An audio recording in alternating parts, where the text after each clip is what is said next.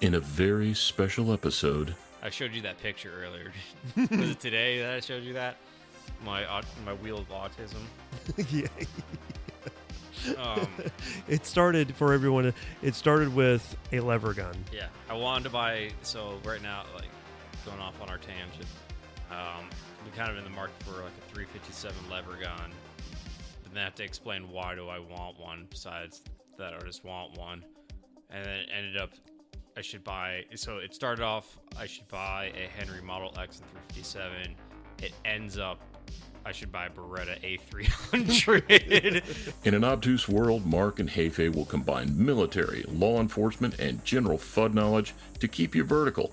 Welcome to the Live, Laugh, Larp podcast. All right, hey everybody, thanks for swinging by. I really do appreciate everybody's support of the Live, Laugh, LARP podcast. Thank you so very much. We are going to be concluding 2023 with our Christmas special. This is going to be a bit of a fun episode, I think. We're going to be talking about some of our favorite Christmas movies and gift ideas and so on and so forth. And while we're doing that, hopefully we're going to get some jokes in there as well. But until then, as always, let's introduce our co-host for this evening. Jefe, how you doing?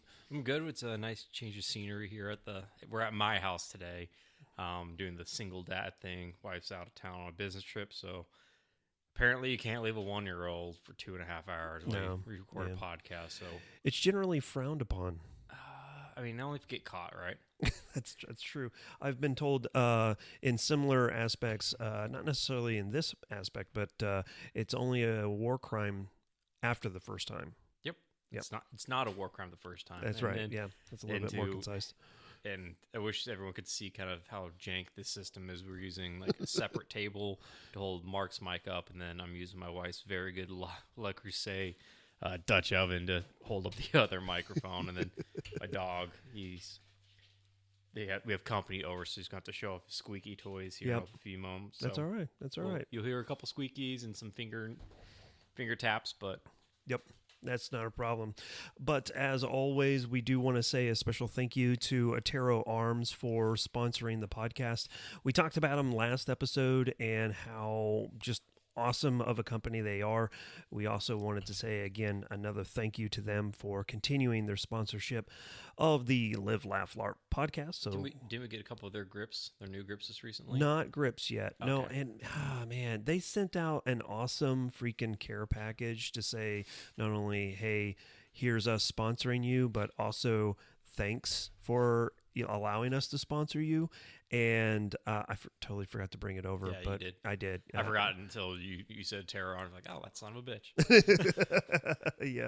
Yeah. But they did some really cool things. They sent us a T-shirt for each of us, and they sent some keychains, which is cool, and then a AK piston can opener. It's the piston head for the AK, and then they notched out a piece for it to be a bottle opener, not a can opener, bottle opener. So probably still works too. Yeah, yeah, it probably does. Yeah, we're gonna have to try that out. We'll have to try it out. So again, thanks to them for sponsoring the podcast. So let's dive into it. It is the holiday season. Not sure when you're listening to this, but if you are listening to it prior to the holidays, Merry Christmas to you. Or whatever non-denominational holiday that you celebrate. Yeah, I guess so. But I'm a Christian guy, I guess. Christian-esque. Yeah. Not as bad as the like a Catholic, that like shows up at church. What's it called? Christmas? Yeah. Creaster? No, Creaster. Creaster, yeah. Creaster. A Creaster Catholic. But in all seriousness, whatever holiday you guys choose to celebrate, I hope, it's good. There it is, yeah. I hope you guys have a great holiday season. And with that, I wanted to start off with, it's almost a meme at this point, and this time of year, we start talking about Christmas movies, and some of our favorites. We all have are, iconic Christmas movies that we really enjoy watching. But there's also now a bit of a subset of Christmas movies that I think everybody has to watch before at least the year's end. And I thought it'd be fun to talk about that. But Hefe, what is your favorite Christmas movies around this time? So, unfortunately, this all is kind of new, evolving and changing since we have a little one now. Beforehand, it was, I would usually do the forced Die Hard thing just before the memory, and so I don't have to watch, 18 million kids movies. But now that we have a little one, like the kids movies are actually are being are taking front and center. There's a creepy CGI animated movie called Claws. That's kind of our favorite one. Yeah. The one, at least my favorite one so far, because it's super depressing. It's a very depressing story, but it's just a really well told tale. Yeah. So Mark, what about you? So obviously, I've already watched my holiday Christmas movies, which is naturally Die Hard, Lethal Weapon, and Rambo: First Blood. Oh, yeah, I saw that. The new meme, you're on that one. Yeah, I'm on that one too. But there's also Christmas Vacation. Obviously, that's always a lot of fun. The Shitter's Full, right? And then you've got the Santa Claus is still pretty good. Yeah, the Tim Allen one. Yeah, the first one. Don't watch. 9. I think they're at because they did. I think 3 full-length movies, and now they have a TV series. Yeah. So yeah. The other one that is always my favorite, and it was a. I can't believe it's 20 years old this year. That's how old this movie is, and it just makes me. It kind of depresses me, but it at the same time kind of warms my heart because it was one of my favorites with my son, and now it's one of my favorites with my daughter, and that's Elf. Not one of those people. Yeah, one of those people. Yeah. They're doing a showing of Elf at the Wareham on Friday. Oh, really? Yeah. So I won't be there. No, I know you won't. See, this is my thing. I do not like that movie. I don't think it's. Why not? Why not? It's just. Hi, Mr. Narwhal. Hope you find your dad. No, I just don't like it, man. You're not a Will Ferrell fan? I just don't think it's hard to watch a Will Ferrell movie like that. It's when you watch Step Brothers and Talladega Nights, and all of a sudden then Elf pops up. It just really takes you out of the Christmas spirit when you're. That's not Buddy the Elf. That's Ricky Bobby. Yeah, no, you're absolutely right. It's not my absolute favorite, but it's still a good Christmas movie, I suppose. Yeah, Hook's a Christmas movie, I think. Now I'm thinking about it. What's a Christmas movie? Hook. Robin Williams. Yeah, I suppose so. Peter Pan. Yeah, it happens around Christmas time. Yeah, so that's true. That is very true. There's a Christmas tree somewhere in there. So. Yeah, I'm a sucker for nostalgia. So the Jimmy Stewart. What's Wonderful Life? Yeah, I almost spaced that one out. That's always been. That's a hard one to watch, though. It is a hard one, but it's a long movie too. Isn't it almost 3 hours or something? No, I don't think it's that long. But it feels like it's that long. No, you're absolutely right. It does feel like it's that long. We just bought the Jim Carrey Grinch. Oh yeah. So that one's that one's pretty funny too. So, but. Mav is going to town on all of his toys because he gets absolutely no attention when it's just Hefe and the wifey at home. So anytime I show up, he is all about trying to show out, and that's why you're getting so much background noise, so we're sorry about that. But some of the movies that we like to partake in and have fun with this time of year. Actually, we had a bit of a outline to talk about certain types of things, and something just popped into my head. I thought this actually might be something fun to discuss and kind of dive into a little bit. And this time of year, people are always moving to and fro, racing out to get gifts and everything, making sure that this is going to be a perfect Christmas or holiday season or whatever the case may be. But in the midst of that, people are always lackluster on their situational awareness. I thought it might be a good idea, a good topic to jump into on things to consider to kind of help protect yourself during this time of year. I mean, people are always looking to get an easy grab, snatch a grab from a car or something like that. And what are some of the things that you should and should not be doing with keeping things in your car or not keeping in your car, so on and so forth? What do you think about that? So one of the big ones, this is kind of around this time of year, is it mainly has to do with your trash day, actually. If you're going to get a bunch of cool stuff for Christmas. That's usually the kind of go-to. When you throw out like massive TV boxes or gun boxes or Xbox, boxes, PlayStation boxes out in your curb and leave it there for a couple days, that's pretty much just advertising, hey, this is what's inside our house. So around this time of year, I always kind of suggest to people that when it comes time for like the trash day after Christmas, just be a little cognizant of what you're displaying in your trash piles outside.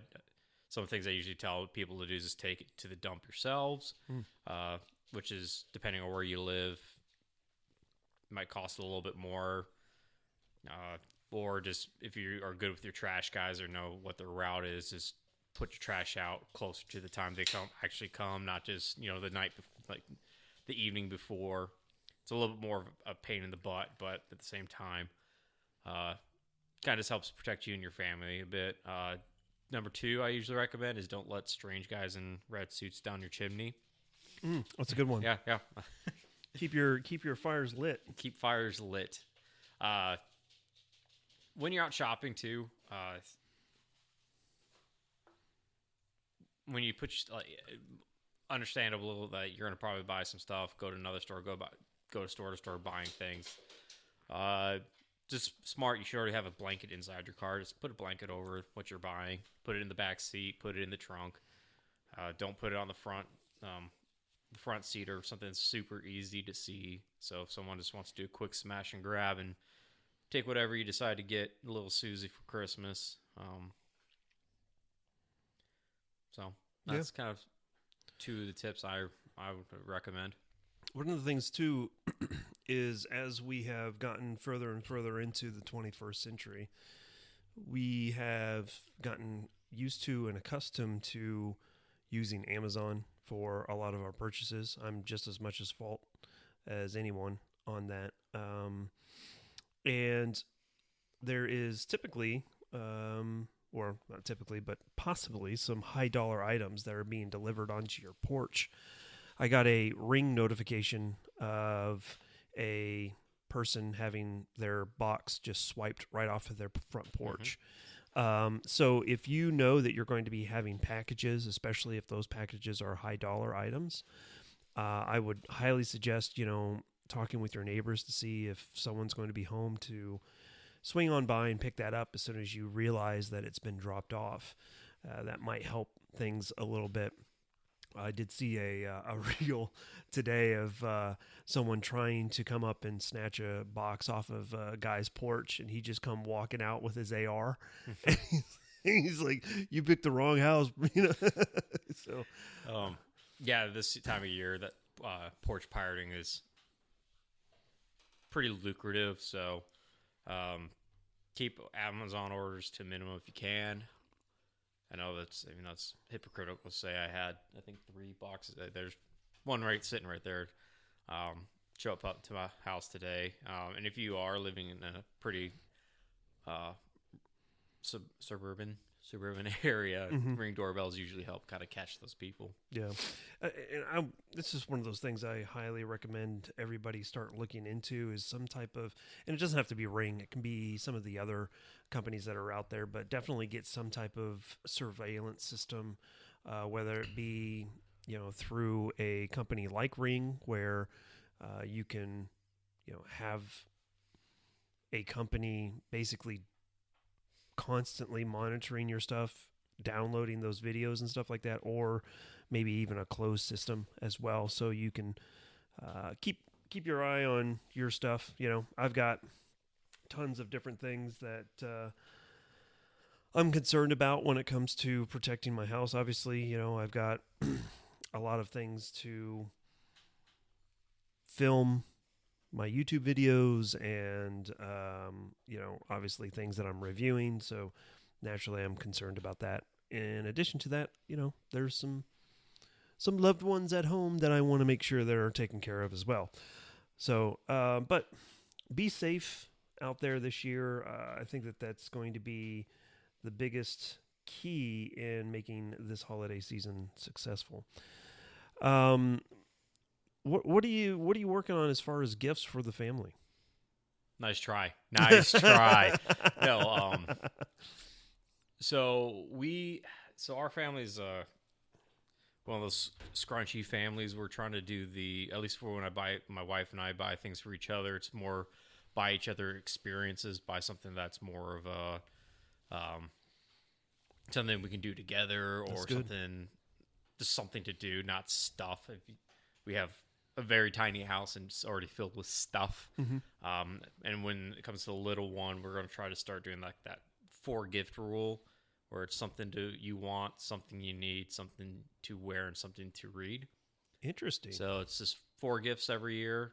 So it's not a big extravagant thing. And then a lot more like do vacation. Yeah. So I'm not going to tell.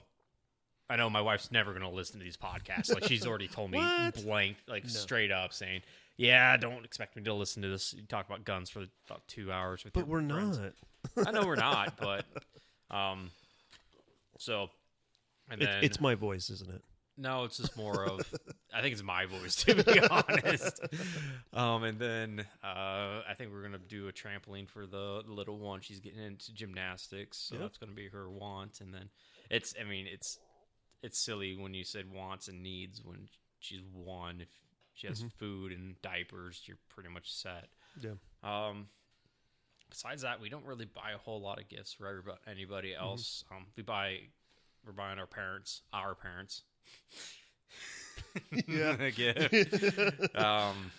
That's it. There's an inside joke there, guys. There's not an inside joke. It's a very outside joke.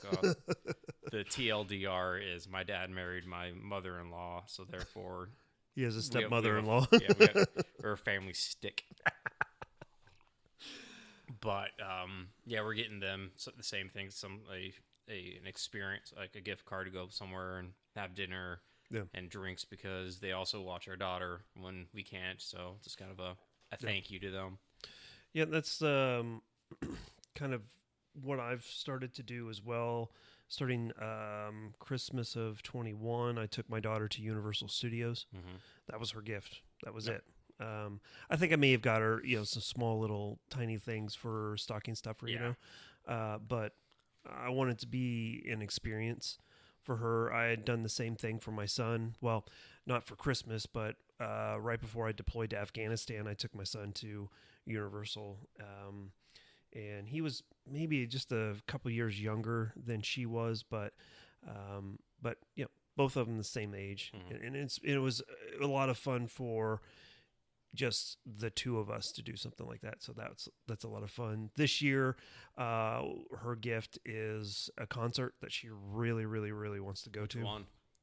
I have no idea. You don't know? Some rapper. I don't know. You don't even know the name? Nah, I don't know his name. No. Tech 9? No, it's not Tech 9. Kansas City dude. He's a Kansas City dude. Oh, really? Yeah. Yep. Mac Lethal? No, not him either. It's a white rapper dude. He's like real popular right now. If you hear the song, you'd know exactly who probably. Yeah, it's probably not. I listen like the same. So I'm going to derail this conversation. That Waylon Nadogan, that song you sent me about the '98 Pontiac. Oh yeah, man, I just been on repeat. Like it's on Spotify. He has an album. Does he really? Yeah, he has a couple songs. Oh my gosh, that is. I think hilarious. The other one's Oh yeah, sure, no. And it's about doing acid with Wayne Gretzky in like '94. Really? I don't know if he actually did, but it's a great story. I could see that happening. That would be amazing. But some rap artist that she really wants to go to. It's in St. Louis, so hopefully. Sorry to hear that. You're gonna get shot. Hopefully Bring not. a tourniquet Yeah. Well, I've got 2 in my bag. in your purse. Yeah, in my purse, my main purse, my merce. Yeah, we're going to either Breckenridge or Keystone. So what we've been doing is going up to like the Silverthorne area or Dillon, and then just picking if we want to go to Breck or Keystone, since we do Epic Pass. So that's what we're doing for Christmas. The real Christmas. One of my colleagues that I work with is from Switzerland. Okay. And we talk about once a month about the different projects that we're working on in my day job. She is going to be skiing in the Swiss Alps here. It's not that great. As someone who's done it several times, it's not that great. Well, so it's good to see you're holding your pinky out while you're drinking your beer there. So I don't want to be like that guy. So what's weird about like a lot of in Switzerland, and you ever been skiing before or snowboarding? Oh yeah. So like here in the U.S., you have the runs and the trees kind of tell you where to go, and you can kind of go in and out. Yeah, right. In the Alps, it's like a compacted ice sheet. And it's like a pathway. So where you ski isn't, kind of, it's not they take you to the top, say, okay, here's a couple paths, and you kind of figure this out. There's usually 1 or 2 trails, and they plow it for you, and by 10, 11 o'clock in the afternoon, it just is so compacted, and it's absolutely miserable to try to snowboard on. Skiing, you can kind of get away with it, but like the U.S. has so much better.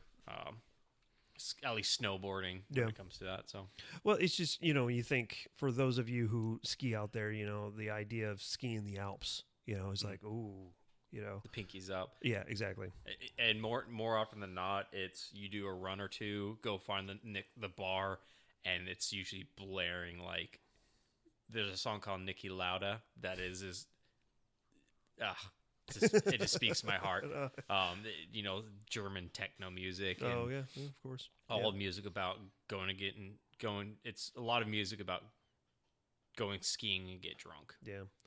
I did have an opportunity to go to ski in the Austrian Alps in 2017. Unfortunately, my stepmother passed away just days before we were supposed to leave.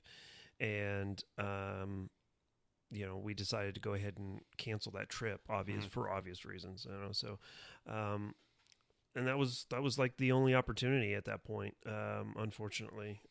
So, yeah, that was my one thing. But I just saw like there was some lady, I think it was on Instagram, saying that it's about the same price to go to Switzerland, like fly to Switzerland, take a train, go skiing for about 2-3 days and come back than it was for, like, she said if you lived in New York, it was cheaper to go to Switzerland and ski for 2-3 days than it was to go to Colorado.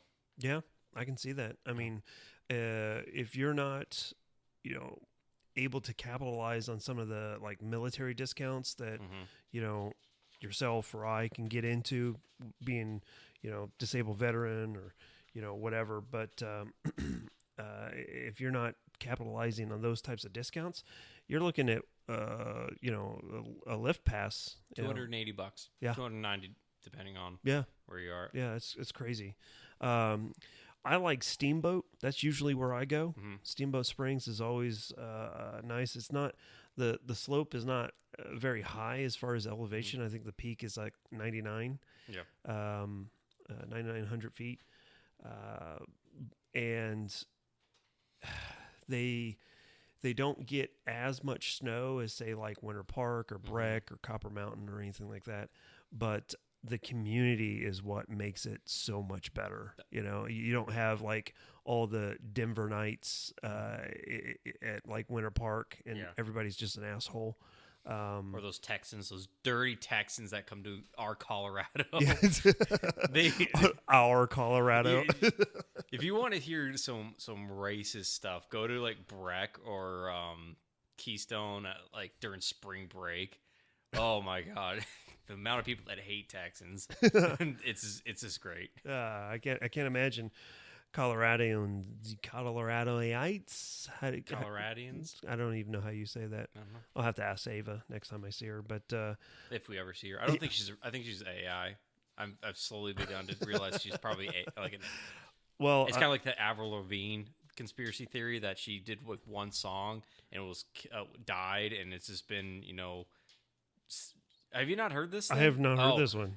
So the whole conspiracy theory is Avril Lavigne came out with her first album and got either killed and it died in an accident, overdose or whatever, and that the record label just found kept on finding lookalikes to do tours and everything. So it's one of those great rabbit holes to go down to. Nice. 3 o'clock in the morning. Oh, well, yeah, that's I don't know about you. I don't sleep very much, and when I do sleep, it's usually alcohol induced. So because that's healthy. I got it under control. Yeah, it is under control. I haven't needed to go through any 12-step programs as of yet, and I don't have any DUIs, so that I know of. So, but speaking of Christmas, what are your thoughts about gifting a firearm to someone? Is it a good idea? Is it a bad idea? What do you think? You're gonna shoot your eye out, like everyone knows. Of course, everyone is. Oh, we even talked about a Christmas movie. Yep, the Christmas movie. Christmas. Yeah. A Christmas Story. Sorry. I guess in here, our state, you can do that. I know a lot of states that you might not be able to. I've given guns as gifts before. One, they're really expensive. It's a really expensive gift, so you must really like that person or really have money. I don't hate the idea. Yeah. I think I'll take it as if you're buying. Let me take a step back. A lot of heirloom guns, I think, get handed down around Christmas time. Mm-hmm. That's something really special. I think I've gotten a couple of great grandparents' firearms around the Christmas time, which kind of sucks because it's like, oh, this is my Christmas present. You're giving me something I was going to get anyway when you die, Right? But I think that sort of that has a lot of meaning to it. If you're getting when you're a kid's getting into shooting, and get their first gun, either a 22, or I remember my first gun my dad bought me. It was on my birthday when I was 14. It was a Benelli Nova, which I still have. Yeah, but it's it means a lot more, I think, when it's something special, like one of the firsts. But if I bought you a $50 gun from some dude off the alleyway and gave it to you for Christmas, because I'm not going to spend that much money on you. I know that. I know that. I think that just take it or leave it. There's a lot more cooler things for less money that would fill that role. Yeah, I can see that. So I went ahead and made the decision to go ahead and get my son his first pistol. Yeah. See, that's something unique, and if I remember correctly, it's something that rhymes with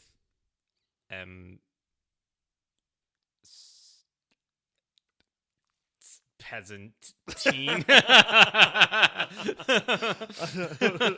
couldn't. I was trying to. No. Oh my goodness! No, it's a.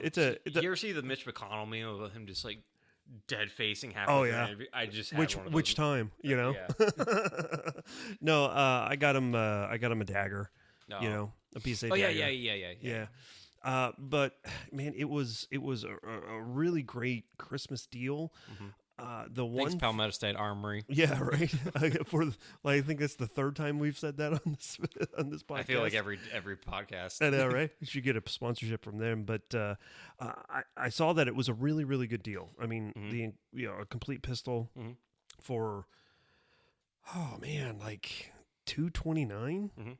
I was like, that is crazy to pass up. Those, it's especially when they're on sale. It's just super hard to beat. I know a buddy of mine who's he's starting his own training company. He's bought, I think, 4 or 5 of them now, put some different optics on it. So anybody that wants to come out and try different things, he has, it's all set up, ready to go. Yeah. Or if someone doesn't have a gun, go into a gun course. Yep. 100%. Does reason. Yeah. Well, the only negative to this, and probably one of the reasons why it was so inexpensive, was that it's the doctor footprint. And I was like, ah. But I did find a inexpensive red dot from a company that I've tested a couple of their red dots, and they're good budget red dots, the Siley. Yeah. You're right. So this one is their Siley calf. Okay. Like a cow, right? They have animal names for everything that they do. It makes sense. Right. It's not like do you see Hop's video about EOTechs? I saw the thumbnail. I didn't watch it. He goes into like all the naming conventions on it, and it hurt my head about 5 minutes in. He is pretty good about that. I mean, he's freaking tisms out pretty decent. But I've done an AR for him for his 21st. And then I figured he's 25. Well, yeah. You're oldest. The controversy your card has brought to my family. What? What do you mean? No one knew you had a kid, like a son. So like, hey, who's this guy? Who's this random blonde-haired kid that looks similar? Someone like Mark. Like, And it's so funny because so I have a son that's 25. He was a surprise. He was a New Year's Eve surprise. As in, like, born in September. He was born in August. Okay, but I found out on New Year's Eve. Okay, so so happened around. Yeah, I don't know. Thanksgiving. Yeah, something about stuffing ovens. And...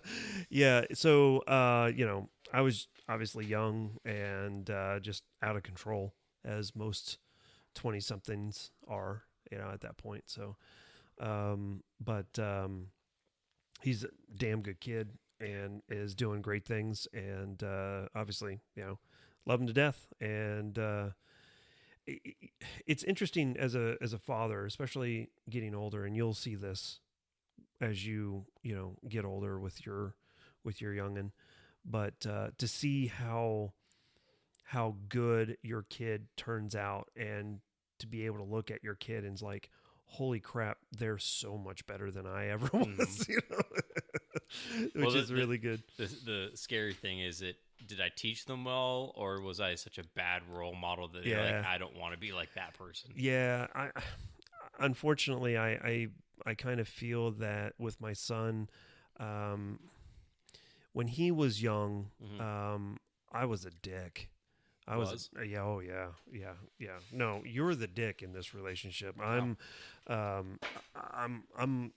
I will say that my daughter really changed my perspective on life, 100%. But when my son was young, this is the time frame that, I just got done with OIF1. That was on the back of a year in Korea. I'd been gone for basically 2 years. I was trying to reconnect with them, dealing with trauma from, my time in Iraq, and not knowing how to do that at that point, a 24-year-old. So, how do you manage all of that, plus a kid and a family and everything else? And so, yeah, I just didn't deal with a lot of the internal struggles, and I think unfortunately he got kind of the brunt of it, me being a dick, so but he's turned out great. We've had a sit down talk, and I just told him that, dude, I was a different person then, and I'm sorry that you had to deal with that, but he's a good kid now, and I think he's relatively responsible, and responsible enough that I think that gifting him a firearm is definitely an option, especially where we live. Yep. It's not a problem. Maybe when Zach, Christmas, but I now that I'm thinking about it, I think one year for my wife's birthday, I bought her a shotgun. And actually turned out okay. She actually wanted one. Oh, that's like good. It was one of those like bought her a shotgun and she got super upset with me. It was so. What shotgun did you get? It's a 20 gauge Fausti over and under. It was pheasant Very nice. hunting. So we used to go hunting all the time together for upland bird before Kansas became kind of a drought for pheasant. But bought her a nice over and under 20 gauge shotgun. Speaking of pheasant, I'm on a Facebook group about pheasants, and especially in Kansas, I was expecting it to be a bit of a drought as well, but seeing a lot of posts of people out pheasant. So where we're at, sure, you have to go out west and yeah. And unfortunately, you have to either go on a farm or go near a farm. Yeah. To get good birds, at least. Yeah, that's true. So, speaking of gifting firearms, this is one of the questions that I posed in our show notes. But if you were to be gifted a firearm, what would be the one that you would want right now? Right now, I showed you that picture earlier. Was it today that I showed you that? My wheel of autism. Yeah. It started for everyone. It started with a lever gun. Yeah, I wanted to buy. So right now, like going off on our tangent, we're kind of in the market for like a 357 lever gun, but then I have to explain why do I want one. Besides that, I just want one, and then it ended up I should buy. So it started off I should buy a Henry Model X and 357. It ends up I should buy a Beretta A300. And then it goes back to, but I want a rifle, and then we start the process all over again. Would you want like a collectible, or would you want something that would be useful immediately? I'd say probably something that I wouldn't buy myself, so a collectible probably be it. An heirloom or collectible or something like super niche. I think that would be it, because it'd be something that I wouldn't buy myself, mainly because I have kid and mortgage and car payments that I can't just go willy-nilly and buy something. Probably something like... Actually, this would fit both roles. Like an old Remington 700 police, or like a Remington 870 police. Something that'd be like you could probably go to a pawn shop and buy for relatively cheap these days. That's still useful, but still kind of has some cool history with it. Especially if it's something I know, something that has some sort of history with it that you can kind of track down. I think that'd be pretty cool. The local shop had a Uberti, or no, not a Uberti, a Ithaca 36, I think, and those are just like iconic police shotguns, and it was interesting because those things go back to like 1936. But I looked at the serial number on this particular one, just kind of date it, and the date on it was 1977, I think is when it was the serial number range. And I didn't realize that they had been making that model of shotgun that long, so. Yeah, Ithaca's kind of one of those weird companies where it's kind of like the Sears and Roebuck shotguns, where you first of all didn't even know Sears and Roebuck had a shotgun, or JCPenney. But they've been making guns for probably about 100 years now. So like if you had a relatively old Ithaca, it could be 100 years now. Yeah, so, for sure. It still probably worked as good as the days as it was made. It's kind of I have a Remington R11, which is so after the Browning A5 came out, and I think the really early 1900s. Yep. Or, Mhm.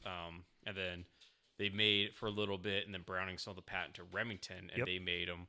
And so I have a Remington R11 from like 1921 in my right over there. That was like my great grandpa's shotgun. It's interesting that you bring that up because I have the exact same shotgun that was my grandmother's that was handed down to me through my dad, and that was my first shotgun, but it's in 16 gauge. No. So yeah, Mine's a 12. Mine's a real man shotgun. Unless it's, I mean, if you want to go like a 10 or an 8 gauge. I mean, all of my shotguns are 12 gauge. This is the one heirloom that's been passed down. Woman shotgun. That to me so far. So I think what about you? For me, it is super simple. It's the one that I've always wanted for a long time. It's an heirloom or collectible, however you want to say it, but it's going to be a Mauser C96 broom handle Red 9. Okay. Well, that's a dumb one. I'm going to like your hopes and aspirations are dumb. I know, right? Yeah. No, the reason for it is because it is the first pistol that I remember seeing and was like, that's super cool. I've never seen anything like that. And I've seen Lugers before. Okay, yeah. But this one was way off the beaten path just by the way it looks. And then I found out that it was Han Solo's blaster. I would say there it is. That's what the real reason. Yeah, there's that. And then it was featured in the sequel to Sherlock Holmes, Game of Shadows, I think. The Robert Downey Jr. Sequel to Sherlock Holmes.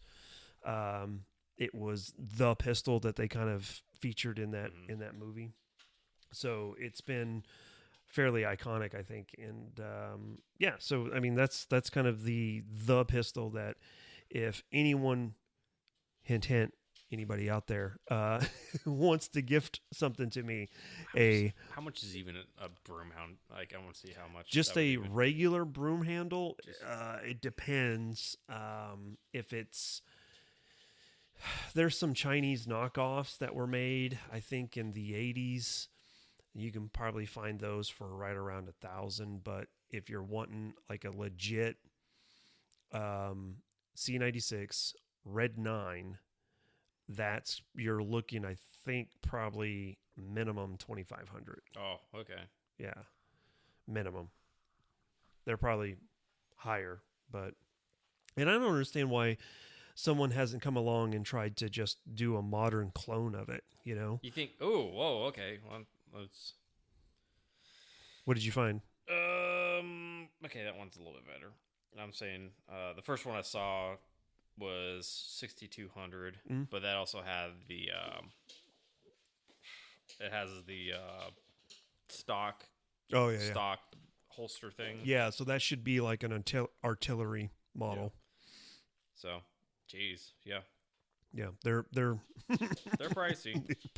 They're pricey. To be honest, I think the only like besides the Han Solo gun, I remember the broom handle Mauser. I think it was in Resident Evil 4 is one of the guns, and they made it like in the game they made it like a stupid overpowered gun. Oh, really?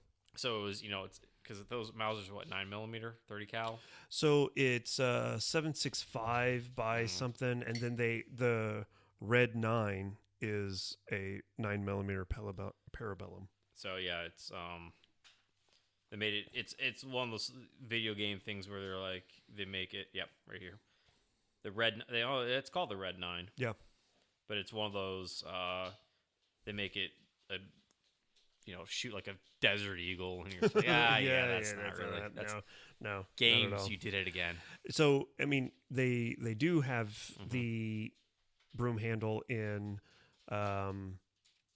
Red Dead Revolver, Red Dead Redemption, and Red Dead Redemption. Yeah, they have them in both. Yeah, how does it go? You have Red Dead Revolver, Red Dead Redemption, and Red Dead Redemption 2. Is that how it goes?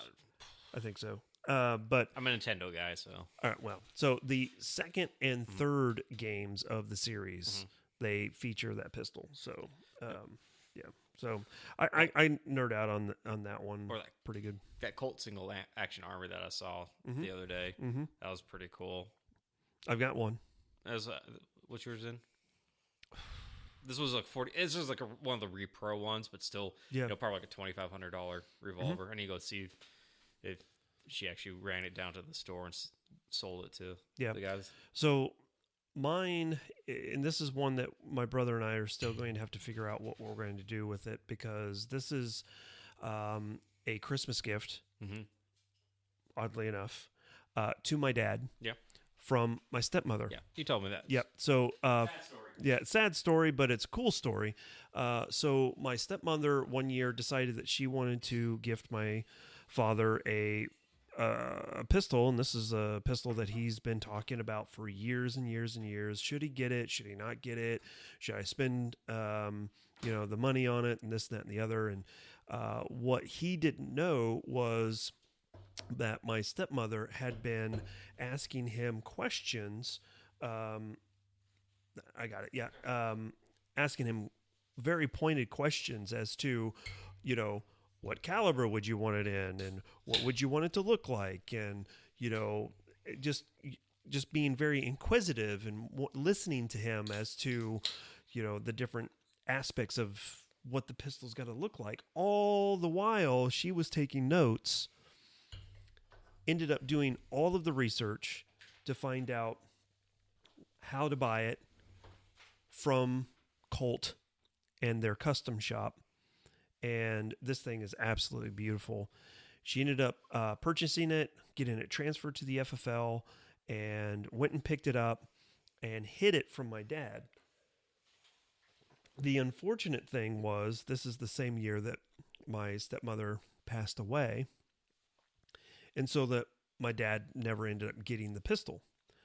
Well, as my dad is kind of shimmying things around the house as he's looking through things and just trying to declutter the house and get things figured out after my stepmother passed away, he kept on seeing this FedEx box, and he kept on moving it from here and there and so on and so forth. And it had my stepmother's name on it, so he didn't think anything of it until he finally just was like, what is in this box? I've moved it 3 or 4 times now. What is in this box? He opens it up, and lo and behold, yeah, exactly, right? But lo and behold, it is the pistol that she had got him, with a note in it saying, this is something that I know that you've always wanted, and so on and so forth. It even had the email correspondence between her and the people at the Colt custom shop to make sure that everything was precise and exactly the way that my dad wanted it. And so I've got it right now in the safe, and I don't know what we're going to do with it when my dad passes away. Do we bury it with him? I think what you do is you cut it in half. Yeah, and I get half of it. My brother gets half of it. Yeah. Or melt it down and make it something cool, like an art piece, especially like a modern art piece would be really cool. Yeah. No, my dad would literally come back to life to kill me if I did that. But it's one of those things. What do you do with an heirloom like that? I think that as far as personality goes, it would probably fit my personality more than my brother. But my brother has, I think, a little bit more of a deeper connection with my dad than I. I mean, I have a deep connection with my dad. I'm not saying that, but my dad, obviously, my brother's been around for a few more years, so there's that little bit more connection to him. Time and grade. Yeah, exactly right. So maybe he would want it. I do know that of all of the firearms that my brother and I will inherit, I've already stipulated I'm getting this one and I'm getting this one. I don't care if you take all of the rest of them. These 2 I'm taking. Is it one of the PPK? Yep, it's that. I did a reel on it on Instagram. It's that super German one. The super German one that was a bring back with the holster. And did you so I found out King Trout actually has a YouTube channel. Yeah. And it had one about the whole Antarctica operation. Yeah. High jump. Yeah. Where he called it World War II Germans. The World War II Germans, yeah. But so that's one of them. And then the the AK that's still in the box, never Recall. fired. Yeah. Yeah. So those are the two that I will fight for. Now, I'm sure that my brother, I told my brother, I was like, look, if I can get these two, I'll give you, like, I'm going to give up some draft picks to get these two, right? So, there's that. I lucked out. I'm the only one that likes guns that are out of my siblings, so I collect them all. So yeah. Granted, there's nothing, Ooh, excuse me. Most of it's hunting shotguns. My dad is in his collecting old 70s revolver stage. Interesting. So he had a 686. No, sorry, a 586. Sorry, yeah, the Smith & Wesson 586. He bought a Dan Wesson 357 recently. I think he has like two other revolvers he's just been hiding away. He bought this the most fun thing ever. He bought a Smith & Wesson J frame, and they put like full size grips on it. So it just looks funny, but yeah. So yeah. And then Winchester rifles. Yeah. He has a couple really really nice ones. He has a pre 64 that you saw when he brought out deer hunting with us. He wanted to go kill a deer with it and never saw one, and I don't think he would ever be able to hit anything with it because of his eyes. But yeah, that's fair. All right, well let's transition into what are we even at for time right now? Sorry. It's like we're at 50 minutes. 50? Okay. Yeah, but it's the Christmas special, so going long is not going to be that big of a. Oh, yeah, no, right. So looking forward into 2024. And as far as training goes, we always like to take a little bit of time in the podcast to talk about training in whatever aspect. But is there a course? Is there some training that you want to get involved in for next year? So yes.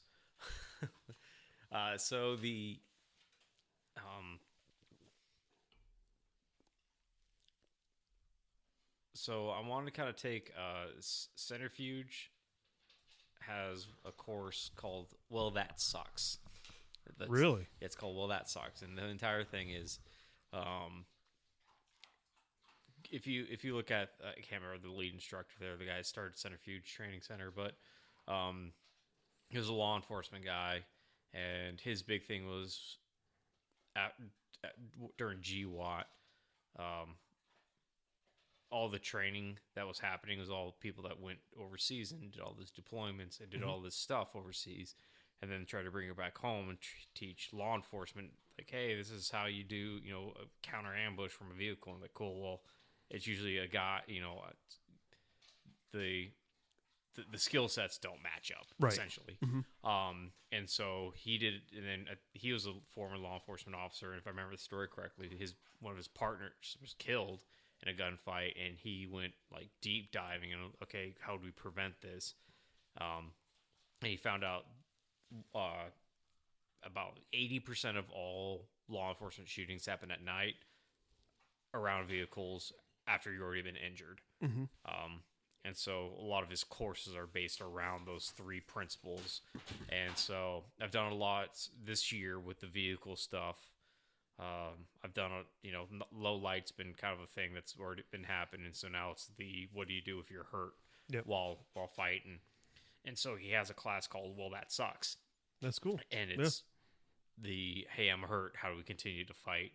I already talked to you earlier, but there's one of the TAC meds for the county is going to maybe be hosting a TCCC Stop the Bleed-esque kind of class that he's looking for interests in. So I think that's going to be on the radar too. And then I tell myself this every year for about 3 years now. I want to go to Darcy for some class, probably for what do they call that class now?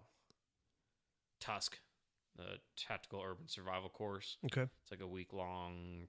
Hey, everything went to shit, and it's like you and your 10 best friends need to figure it out. And It kind of sounds like a borderline Robin Sage Lost Tiller event. So. Oh, nice. So, explain to me, Darcy. I've heard that kicked around before. Direct Action Resource Center. Okay. So it's if I don't know the exact background history of it, but it's one of those a lot. And I just talked about it. It's a bunch of the prior GWAT, SF, soft guys came up with a training center for, and they do a lot of things from everything from explosive breaching, counterterrorism, counter sniper. They have a whole list of classes. And Okay. in the past, I think it was like 4 or 5 years, they've been doing this thing called Tusk. Okay. And that's, again, it's more aimed at the civilian market, where it's teaching kind of the shit hits the fan, and it's you and your best friends are out here trying to secure water, how to do patrols, how to kind of work together as a hodgepodge team.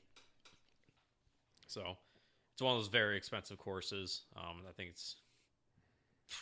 I don't even remember what the price range on it was. So definitely one of those save up for a couple months just to even plan on going. Yeah, for sure.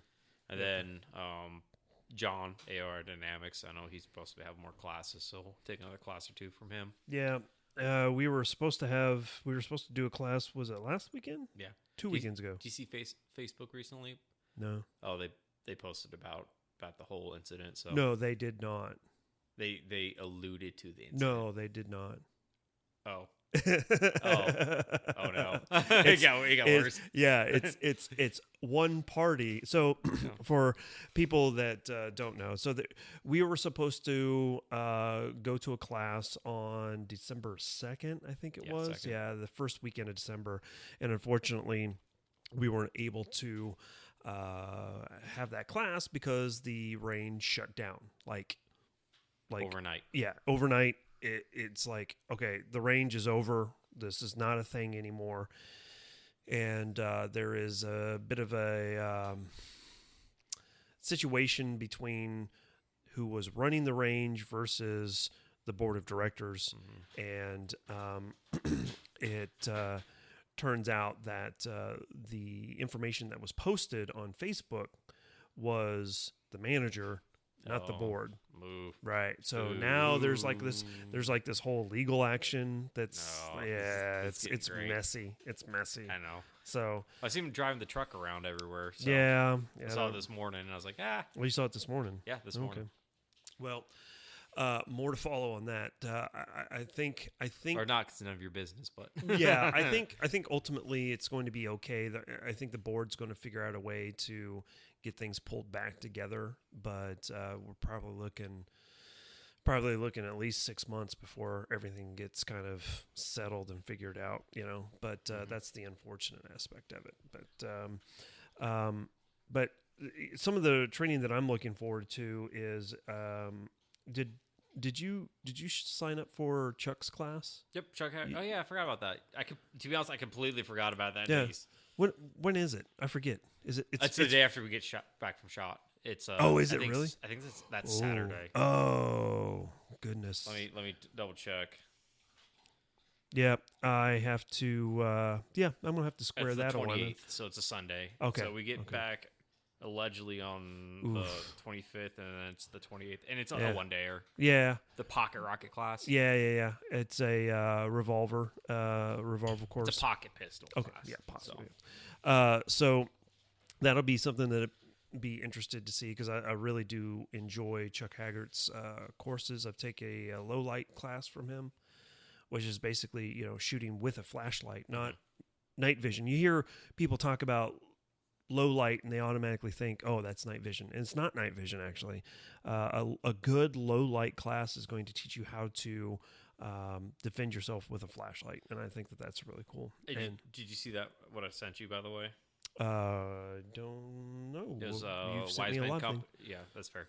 Wise Man Company is they came out with a video. I think it was yesterday, in his entire video about why I don't keep a pistol mounted light. Oh, I haven't watched it yet. Yep. I need to watch it. Good video. Yeah, I'll have to watch it. So obviously do Chuck class. This year, was it early this year or maybe late last year? You took a lock picking course out in Colorado. Yep. Cloaked Entry Company. Yeah. Sky Pirate Actual and MySpace 2.0. Mm-hmm. That's what her. Yeah, I'd like to figure out a way to get that underneath my belt as well. I think they're having another course in the same place. I think they're. Is that Colorado Springs? No, it's. Was it? Yeah, the Denver area. Okay. I could. Denver's easy. Yeah, that's an easy trip. But definitely. I'll go again. So obviously pocket pistol. That's always good. But I want to do more. Say covert. Not covert. No, I was going to say soft skill stuff.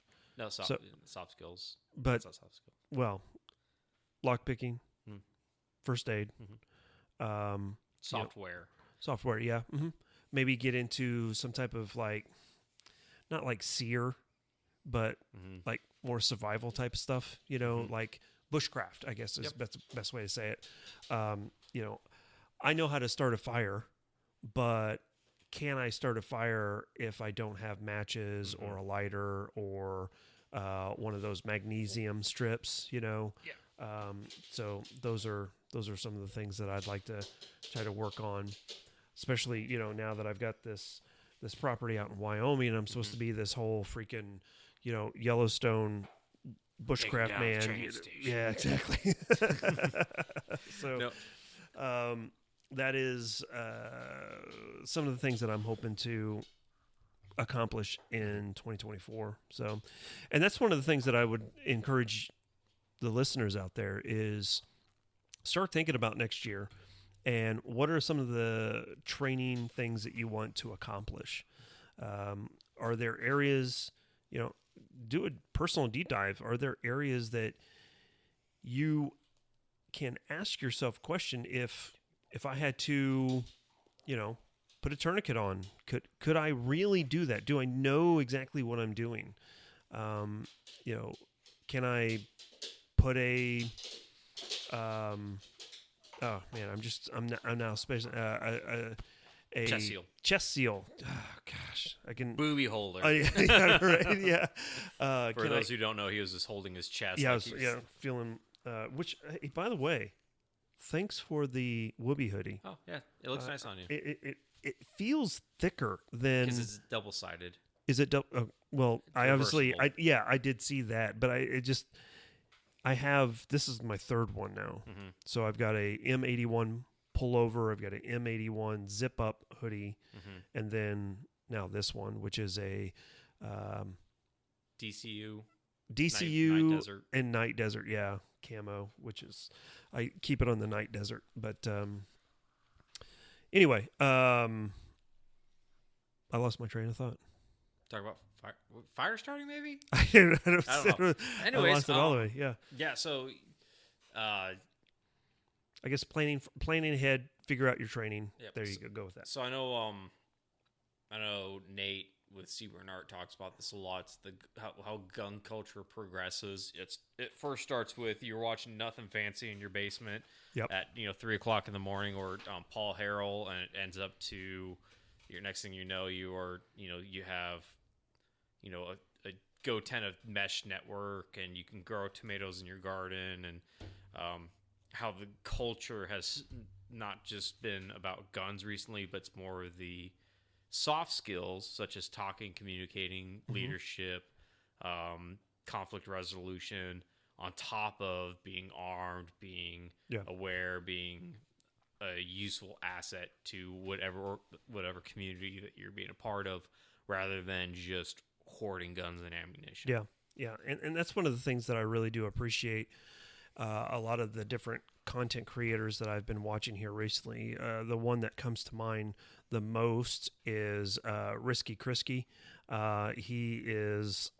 He cracks me up with his schizo rants that he goes into, but one of the things that he really kind of pushes, and I'm actually looking forward to hopefully meeting him face to face here at SHOT Show, but the piece that I really like about his content is he's not just doing firearm reviews or talking about, hey, I went to do this type of training and here's a review of that class. He's diving into, if I have to, get together with some neighbors to defend my neighborhood, what am I going to do with that? How does that look? I saw a thumbnail of his. I watched a couple of his videos, but one of the thumbnails was him pushing a baby stroller. Yeah. Was it the unexpected rifleman or infantryman or something like that? Yep. And it's how he's able to kind of like do the whole gray man covert thing, but still have, a carbine like in his baby stroller. Yeah. It was an interesting take, Yeah. Is it feasible? I don't know, but I you could, I suppose. But. Yeah. So, anyway, that's some of the things that I think that for this next year, I would like to do a lot more content that is more substance-based outside of just like firearms, Stop being a Taurus reviewer and start. Yeah, that's fair. That's fair. But I did get the Oracle Arms 2311. Yeah, I mean it's the normal. We're moving up in the world. Yeah, moving up in the world. Went from I mean, what was it? I think when we started actually hanging out and doing stuff, it was you were on the Taurus G2C reviews. Yeah. And now here we are. Here we are. Strybog. Yeah. Strybog? No, what was the other? Oracle. No, not Oracle. What was the other one? Grand Power. That one. That's actually pretty nice. Allegedly. It's no Glock. Yeah. So. All right. So let's talk about one last thing. And again, kind of going into that holiday gift idea thing and moving into our little bit of a fitness aspect or segment is it a good idea to gift someone a gym membership? No. Okay. Well, tune in next time. Yeah, there it is. Yeah, that's a loaded question because it depends on who you're giving it to. Yeah, know your audience. If, for example, if we were still going to the gym together, the same one that we were going to earlier, Right. and I bought you a month there or something like that for a Christmas present, I think that's a little bit different than if I said, "Hey, I got next month's happy Christmas, Merry Christmas," Yeah, compared to Happy Easter. if you bought one for your wife and or girlfriend or boyfriend or spouse, your Partner. significant other, and said, "Hey, here you go, a month gym membership." It might not go so hot. And it just depends on the scenario. See, and I'll push back on that, and I think it's all about the delivery. Yeah, I think giving a gift, giving a gym membership as a gift, is all about the delivery. And before you even gift it to them, you kind of maybe drop little nuggets in. It's like, it's the end of the year, and there's not much really that we can do to accomplish a lot by the end of the year. I really want to hit 2024, kind of hit the ground running and just really kind of work on my health, and get a little bit more active, and just start putting those little nuggets out there. And then when it comes time for Christmas, say, here's one of your gifts, not the gift. I don't think that maybe you should do the gift, but one of the gifts would be a year's membership to your local gym, and just be like, hey, or maybe not even a year, maybe a month, 6 months, 6 months. Yeah. Something, at least at minimum a month, obviously. I know that there's probably a lot of gyms that are doing probably package deals or something like that with the new year, because that's always a New Year's resolution. So, not to get on the whole dick move thing, but last podcast I talked about vet your sources. Yeah, that's true. That's true. So, I mean, in our local area, we have a chain gym. I was more alluding to is the guy who who lives in his girlfriend's basement. Well, yeah, that's true. I Yeah, want to say he's telling you, maybe find your wife, yeah, or significant other, or gym membership. Yeah, but I will say that I didn't get a divorce because of that. No, that's fair. But yeah, I'm just again, a really shitty husband, I guess. yeah, find your wife a gym membership for Christmas. But seriously, I think with any gift, Yeah. especially if it's going to be a high-priced item, regardless if it's a gym membership or not, if you start like throwing little seeds or nuggets out there, it's like, hey, what have you ever thought of, Here's a great example, right? Just today, I got shot down really bad, and I have a gift on its way. It's going to show up, I think, Saturday, and I'm going to have to immediately return it. Uh-oh. Yeah. I bought a life straw. Oh. Right? Okay. Yeah, I know what you're talking about. Okay. I thought we were going in a completely different direction. No, yeah, no. Okay. I bought a life straw for myself that I'm going to keep in the truck, as a tool for if I get stranded somewhere, I can grab it. Suck. Well, yeah, but it hit me when in April when I went out to my land and I got stuck in the snow.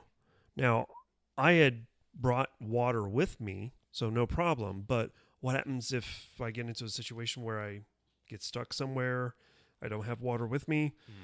This will be in the truck with me. I can just grab it and go with all of the other items that I have.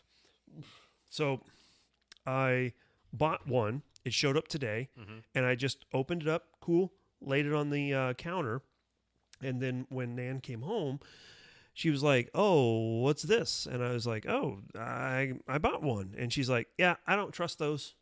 Don't trust them at all. I know 2 people who have gotten really sick by using one of those, and one of them has Giardia, and they can't get rid of it.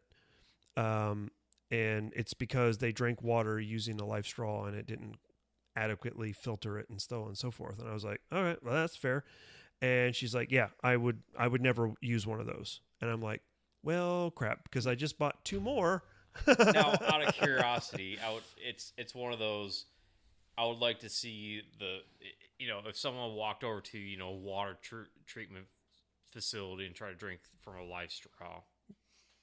Yeah, right. Yeah. So it's obviously it's situational based, and I know someone personally. He's a guy I deployed to Afghanistan with, and right before we went to Afghanistan, it was probably about 6 months or so before we went to Afghanistan. We had one of our block leave time frames, and he went. He's always been about being out in the wilderness and doing crazy hikes and stuff like that. So he went out to Colorado on our block leave before deployment and went up into the mountains and just backpacked for, I don't know, like 5-6 days straight. Literally just went into a national forest and just walked away from his vehicle. And he had a life straw, and he ended up getting really, really sick too. No. Now, not to say anything bad about life straws. I don't know if he had the specific brand of life straw or whatever, but that was kind of the thing. So the whole point is I've got 2 more life straws that are being delivered, and I was going to put them in Nan's stocking as a gift, and it's like, yeah, I'm going to have to return those now and figure out. Sawyer filters. Yeah. Sawyers are probably a little bit better. You can go to Academy and buy them. I think they're like $25-$30. Yeah. So, but anyway, it's all about the delivery when it comes to gifts and stuff like that. So I personally think that going back onto the topic is a gym membership is a good gift if you know the person, they're not going to be easily offended by it, and it's something that that they'll use, they want, they need. Here's the big brain play right here. So this is coming from a guy who has a wife and this is for my boys who have girlfriends and everything, don't do a gym membership, do a yoga. Go like a yoga that's studio good. or something like that. Yeah. And do it for both of you, Yes. so you both can go do yoga, and specifically get the hot yoga. It's all about the hot. Yeah, you'll thank me later, guys. Yeah. Well, I mean, if you survive it, I don't know. just if you survive it, So I will say that in training up for the tactical games, one of the things that Jefe did to kind of help break up the monotony of a lot of the training sessions that we had was we did yoga. we tried to do yoga. No, we did. We got into poses and suffered. yeah, that's true. Yoga, I've said it before on this podcast, yoga is no joke. I'm pretty sure that there are people out there that could only do yoga and end up being stronger than me. So technically it's not stronger. What it is it's the flexibility to do movements more efficiently. yeah, I see that, but Kind of the great example I saw was I saw it on Instagram Reels. It was like these two bodybuilders and a rock climber. Yeah, And this rock climber, guy that's kind of my fit build, yeah, was keeping up with them on a back exercise. I think it was like I can't even remember. I think it was some like rowing machine. Yeah, because he was more flexible and uses those muscles more and has more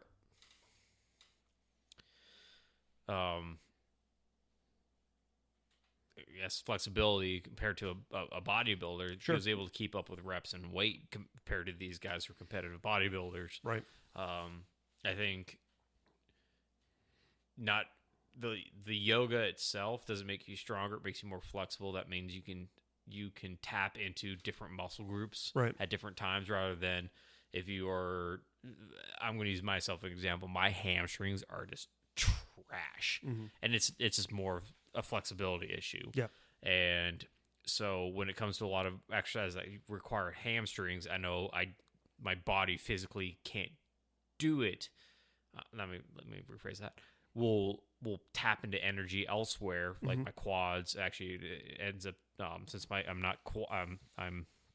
not hamstring dominant. I'm quad dominant. Yeah. That means to compensate for my lack of hamstrings, it goes into my low back. Yep. And that's why a lot of people get hurt doing big heavy lifts, is because now your body's compensating for that. So if you are doing yoga, you're flexible and you can call on those different muscle groups when they're needed.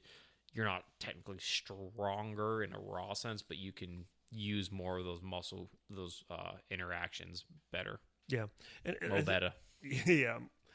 That's one of the things that I've noticed a bit too, is the idea, or at least the concept, of being a little bit more rounded when it comes to my endurance or strength or whatever the case may be. Something that I'm setting as a goal for 2024. Of course, it's freaking all uphill from here, but our buddy Matt, he posted in a group text that I'm in that he was able to bench 295 with no spot, and I was like, oh, that's great. Yep. Mm-hmm. Okay. Yeah. Cool. Yeah, that's cool. He's like, I wanted to try 315, but there wasn't anybody around to spot me, so I wasn't going to try to set a new PR. And I'm like, that's really cool. I don't know if I ever want to do that. Yeah. I'm not concerned about bulking or anything like that. If anything, I want to slim. I want to be able to run. I'd like to do a half marathon and not be gassed, not be like, out of commission for a week. See, this is the fun thing. Like, you could do a half marathon and not be gassed if you walked it. Well, no, of course. I'm not talking. No. I don't walk. Right. You limp. I'm know, usually yeah. hunched over with a walker. No, I get it. When you want to be able to go run a marathon, Correct. Yeah. and not be gassed afterwards. Yeah, Half marathon at yeah. a decent pace. I can tell you, the only reason why I would ever want to do a marathon is when I blew my ACL. Playing for little tidbit is I blew my left ACL out playing rugby for K-State. Mm-hmm. There's a club team that they have, and last game of the year, last play of the game, blew my ACL out. Complete rupture, meniscus tear, all of that jazz. They had to go in and redo it. The doctors told me that I would never run a marathon. Mm-hmm. He says, you'll never play competitive sports again. You'll never run a marathon. And the biggest thing that we want to do is get you to a point where you can still be in the military and it not be a hindrance. Well, that didn't turn out too great. No, I didn't. So, but it rubbed me the wrong way that he was like, yeah, you'll never be able to play competitive sports again. And I was like, well, I've done tactical games, no problem. I play a few seasons of Call of Duty. No, over 35 soccer. And now I kind of MMA fight, didn't you? Yeah, I did kickboxing. Yeah. And I kind of want to run a marathon just to say I ran a marathon when the doctor said I should or could not ever do that again. I think there's a difference between should and couldn't. Yeah. Like, you probably shouldn't. Yeah. No, I mean, No. but we have plenty of marathons here in this town. So well, yeah, that's true. But I did do the Bleeding Kansas, and that was the year that I completed that was 77 miles. I mean, I did have to pick you up for was it 20 miles? 25? No, it wasn't 20. I ended at 35. Was it only 30? Oh, it was wow. It was 36.1, I think. Okay. I think you ended at 36 something. Okay. Yeah, and then my legs locked up at 35, and yeah, so that's cycling. Everybody, that was cycling. But I would say, would you say that 77 miles would equate to a marathon? What's the triathlon? I don't remember what they do for triathlons, because I know it's like, oh, I want to say that a triathlon. You might have to look it up, but I think I'm doing that right now. Isn't it a marathon? No. I thought it's a marathon, No, 2-mile swim, and 100-mile. Sorry, a normal triathlon. Sorry, I'm talking about the normal people ones, the normies. There's a 1.5 kilometer swim, a 40K bike, and a 10K run. I think it's the Ironmans that do Ironman distances. The anticipation is palpable. What is it? Give me a second, man. Chill. No, I don't want to give money to Wikipedia. Okay. Yeah, so an Ironman triathlon is a 2.5 mile swim, 112 mile bike ride, and then a marathon. Yeah. So, little something I learned. I didn't know that there was anything other than Ironman. I thought like a triathlon. the normie triathlon. Yeah. Yeah. No, there's the normal ones. There's the Ironman, and then there's like the super Ironman ones. Yeah. Or whatever. I always thought that the Ironmans was a standard triathlon. So, but Nope. okay. There's the pickleball version of a Pickleball version. That's hilarious. Speaking of, so this is going to be great on the Christmas podcast. So I heard the whitest thing the other day. Really? We were in line to go see Santa Claus at the mall, and this lady behind us was complaining that there wasn't enough indoor pickleball courts in our town. Are you serious? Yeah. I can name 3 off the top of my I head. can't name a single indoor pickleball court. all of the freaking wrecks. Oh, that's like a real like. First of all, that's because I said the same thing. I was like, she's like, no, real pick, like where they can only play pickleball, and so yeah, there was a this lady was snooty as fox. So Well, that kind of goes with the she territory. Wanted, like, a classy place to go. Now I did remember there's a brewery out in Topeka that has 3 indoor pickleball courts. There is a place in Wichita that has like Chicken pickle.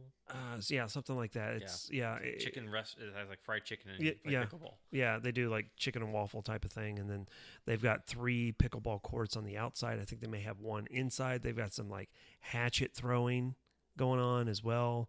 I don't know, but our rec centers all have pickleball courts.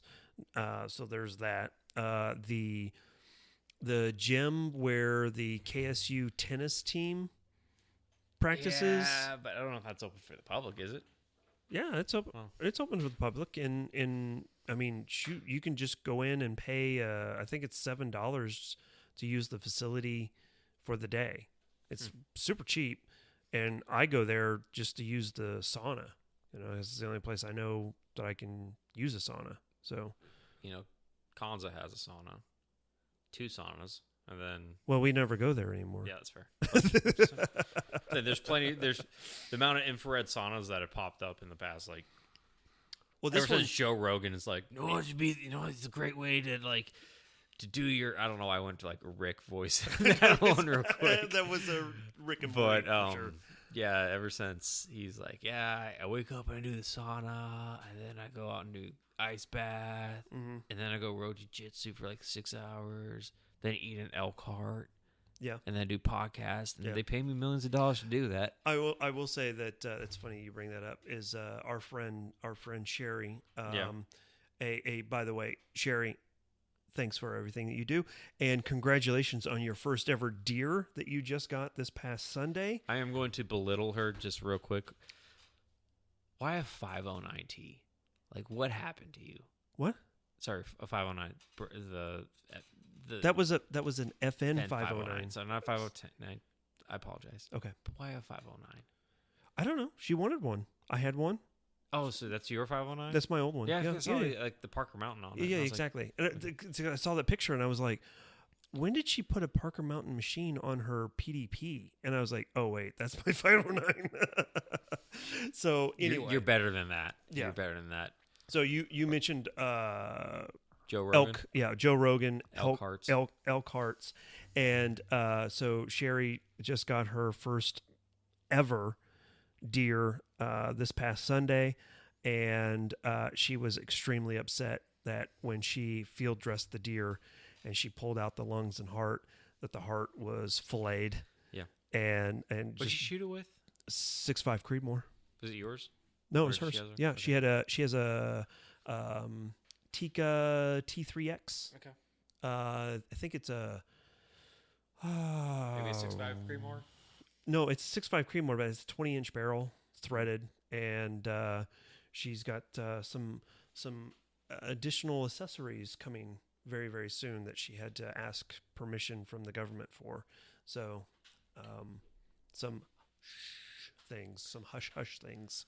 So, a trigger, a fire and control group. Yeah, no, but I'm just overly excited of that, and at the same time, very sad that she wasn't able to take that heart home, because I know that she was really looking forward to that. So, well, if we get one, she's gonna have. Well, the discussion that I had with her when we were field dressing that deer was, she's like, well, if I'm going to shoot the heart and there's going to be all of this hydrostatic shock in the chest, how do I get around that to preserve the heart? And I'm like, neck shot, and you could do boom, headshot. I mean, you could do a neck shot. I hear a lot of older guys who deer hunt, and they're like, yeah, I just shoot the neck, and it usually drops them right on the spot, because that hydrostatic shock usually severs the spinal cord.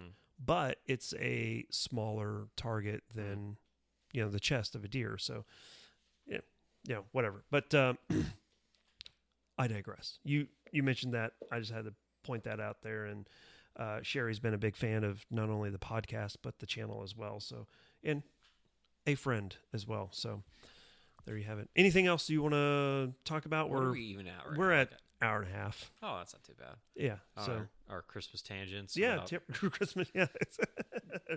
Tism rants is we like to say. Christism. There's a pun in there somewhere. Yeah, I'm sure there is. But before we go, I think we'll probably go ahead and start wrapping it up. If you're, oh, that's fine. It's good. Yeah, 10 o'clock at night. It's almost bad. Yeah, 10:30? It's 10:30. Yeah. Jeez. Louise.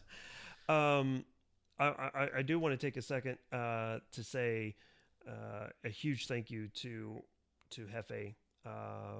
We're getting real here. Yeah, we're going to get real here for just a second. This is going to be my 30 seconds. Okay. All right. First and foremost, I want to say a huge thank you to Jefe for this year because he started the year saving my butt at SHOT Show. That's number one. He saved my butt a couple of times there, and then has just been a driving force for the channel throughout the year. And be good to your friends and make sure that you're taking care of them throughout the year as they take care of you. Man, how long? 25 seconds. 25 seconds. 25 seconds, there we man. go. Look There at we it, go. Look at it go. We go. So, all right, 30 seconds though. Go. Dead air. Dead air silencers. Hey, yeah, just enjoy the holidays, guys. This is like one of the few times of the part of the year where you can actually kind of cut loose, relax, spend time with family and friends.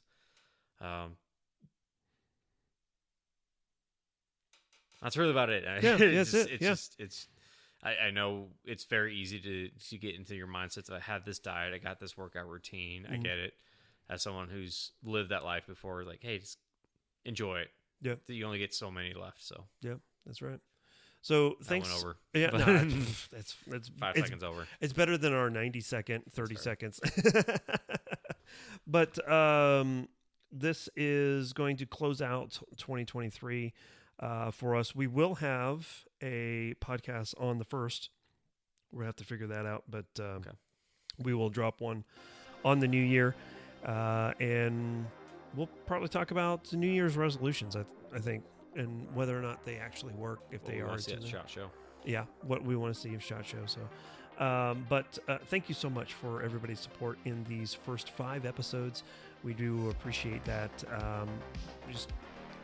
We're eternally grateful for not only people like Atero Arms who sponsor this channel, but also for you guys who are listening as well. So, with that being said, I hope you had a wonderful 2023. Sorry, I'm trying to help with the background music. And hopefully your 2024 will be an awesome year as well. But we will see you right after the new year.